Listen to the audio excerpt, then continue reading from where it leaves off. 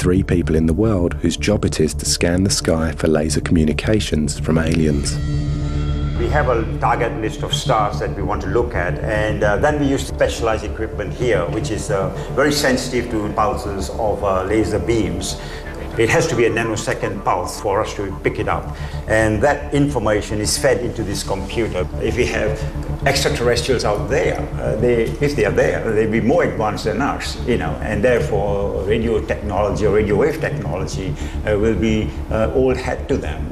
So they will be sending information to us on a laser beam. So if there's a signal, it's hidden inside here. This is all noise.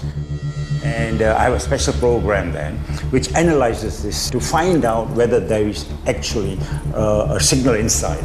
So it just takes the noise away? It takes the noise away. What you do is subtract the noise. If there's something there, it will show up. In December 2008, Dr. Bartel picked up a suspiciously sharp laser-like signal. This type of signal has never been seen before, and Dr. Bartel believes it could be contact from an extraterrestrial being. 2 years ago, we found this. A very sharp spike hidden inside the noise. So we were quite excited with this. I've written here, is it E.T., But the thing is, I need to get someone else to independently find the signal again, you see. Could I ask, though, is it possible that if it was an extraterrestrial signal, that they actually may be in something moving, like a craft or whatever, and that you got the signal from there and they've actually gone to another part of the galaxy, for example, and you're just not targeting the right part of the galaxy? That may be possible. That may be possible. How many times would you need to see that signal repeatable for you to start to go that statistically significant? Or maybe once or twice. No, maybe another few times.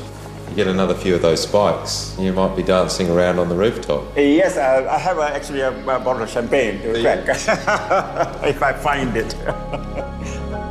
Science needs empirical proof, which means seeing, touching a spacecraft or seeing a being, I suspect, coming through the door.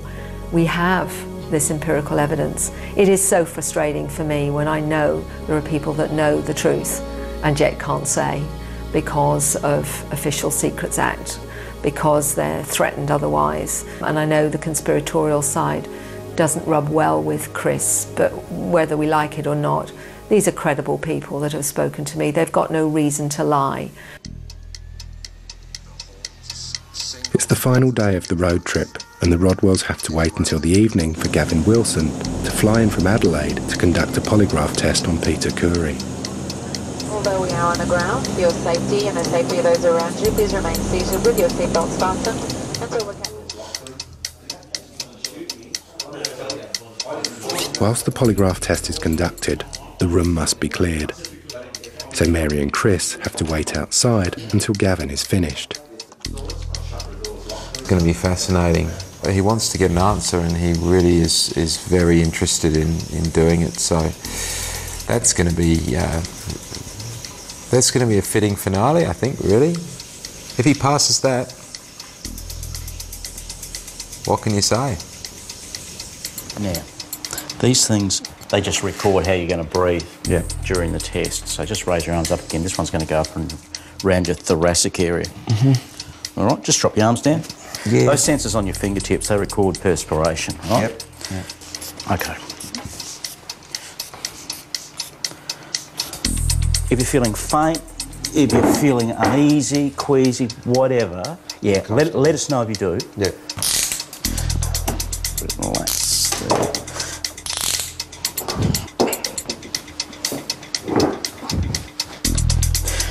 Okay, Peter, the test is about to begin. I'm now going to get you to close your eyes for me. Keep your feet flat on the floor. Don't move and answer each test question truthfully. Is today Wednesday? Yes. Is your first name Peter? Yes. Do you intend to deliberately lie to any test question? No. In July 1988, did you definitely witness 5 aliens in your bedroom at your parents' home in Hurlston Park? Yes. Did you lie to me when you said you definitely witnessed 5 aliens in your bedroom at your parents' home in Hurlston Park? No. Is honesty more important to you than loyalty? Yes. Did you deliberately do anything to try and beat this test? No. Did you lie to me when you said you definitely witnessed 5 aliens in your bedroom at your parents' home in Hurlston Park? No.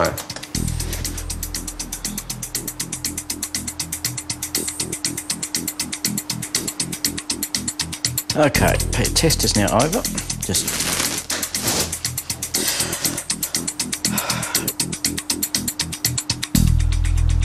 Chris, Mary, I suppose you're dying to know what the results were.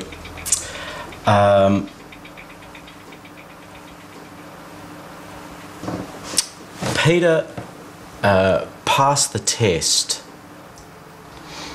Great. I'm happy. So, as far as I'm concerned, what he witnessed, there has to be some merit in that. The polygraph test has validated Peter's account of the events and reinforced his belief that the scientific community need to take this matter seriously. Look, I think the DNA went a long way to helping people believe. Hopefully with a polygraph to back it, people can then sit back and say, well, if the guy's not lying, there's got to be something there, you know, and if there's something there, and if it's 5% of all the reports around the world, if 5% of those reports are legitimate and mine is part of that, then, geez, we've got a phenomena we need to look at. I mean, the results actually haven't surprised me because I've always believed Peter, and I know that he's got absolutely nothing to gain by saying something so incredible. Chris. Yeah. What's your reaction? Oh, look, what's my reaction? I mean, I can't sort of sit here and say, look, here's a guy who's put himself on the line. He's told a very amazing story, sat a polygraph test, passed a polygraph test, and say, you know, I can't. There's got to be some other explanation. So in that sense, yeah, obviously, I'm open-minded enough with Pete's story. Does that mean that does that mean that, you know, I'm a convert? Chris, if anything, though he's got a healthy scepticism, he's also very open-minded. And I think that with what we've just seen tonight, I think that's definitely got to make some difference in terms of how he views this. It was an amazing day to cap off an amazing kind of time. And, you know, I guess I keep coming back to the fact that, you know, after having looked at everything, the only certainty is that there's still uncertainty. And the more questions you ask, the more you find. And it just keeps going round in this sort of circle. I mean, there's a little thing where you go, oh yeah, I can kind of see that, and I can understand that, and that seems real. You know, the most credible parts of this whole investigation really have been the lights that Mum showed me. Can't explain those still. And a guy who says he's been abducted by aliens that's passed a polygraph test. You can't deny that. I can't deny that, you know, and I have to take that on board. You know, has it swayed me? Yeah, it swayed me, but it doesn't mean that I'm a believer. I'm not going to go yelling from the rooftops that I think we're being visited by aliens and that UFOs exist. Yeah, but you know, you gotta say, well, I don't know.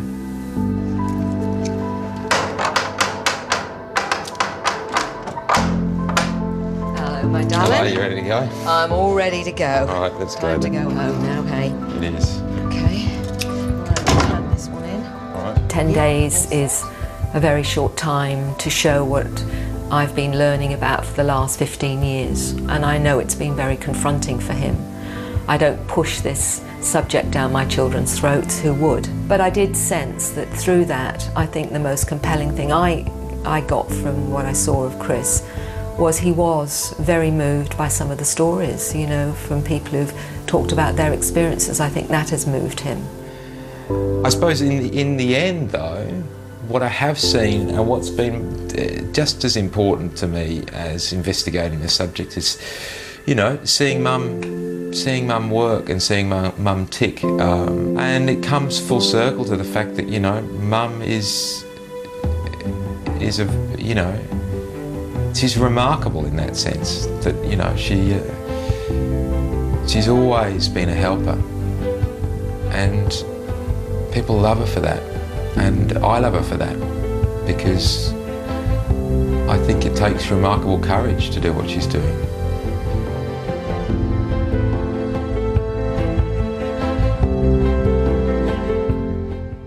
Chat live with Mary and Chris Rodwell at sbs.com.au/documentary.